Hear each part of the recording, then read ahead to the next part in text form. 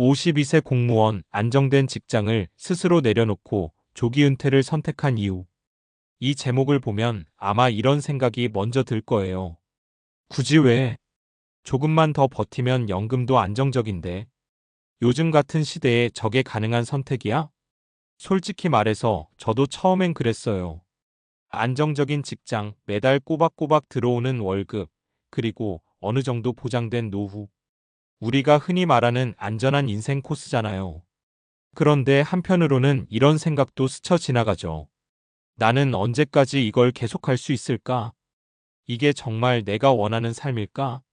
은퇴는 더 이상 나이가 되면 자동으로 오는 이벤트가 아니라 이제는 스스로 선택하는 시점이 되어가고 있어요. 그리고 그 선택은 단순히 돈의 문제가 아니라 삶의 방향과 가치에 대한 이야기이기도 합니다.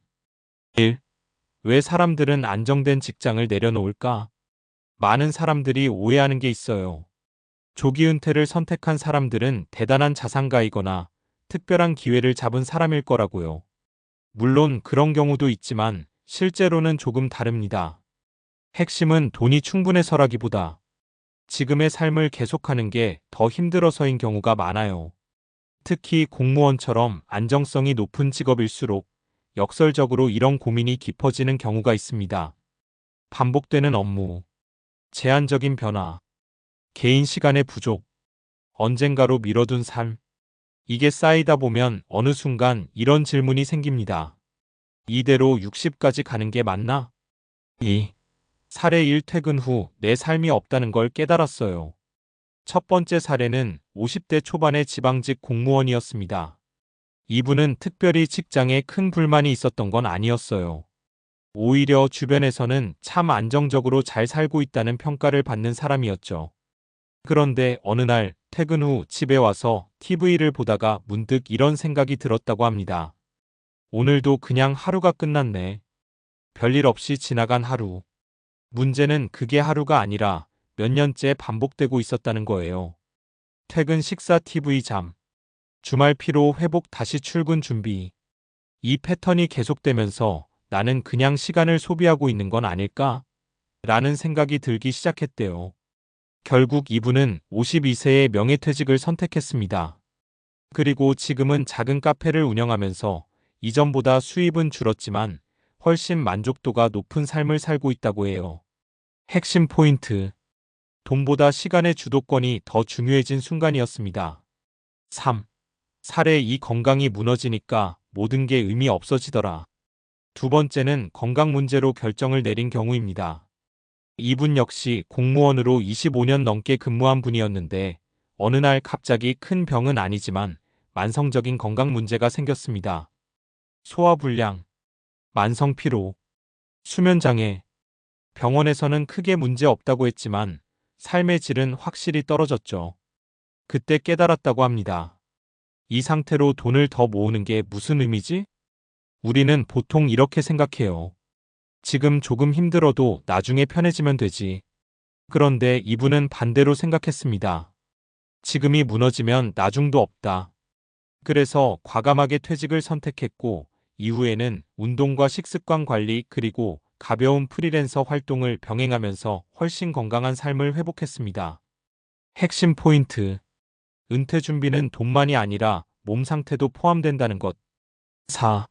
사례 3. 나는 내가 하고 싶은 걸 한 번도 안 해봤더라. 세 번째 사례는 조금 더 감정적인 이유입니다.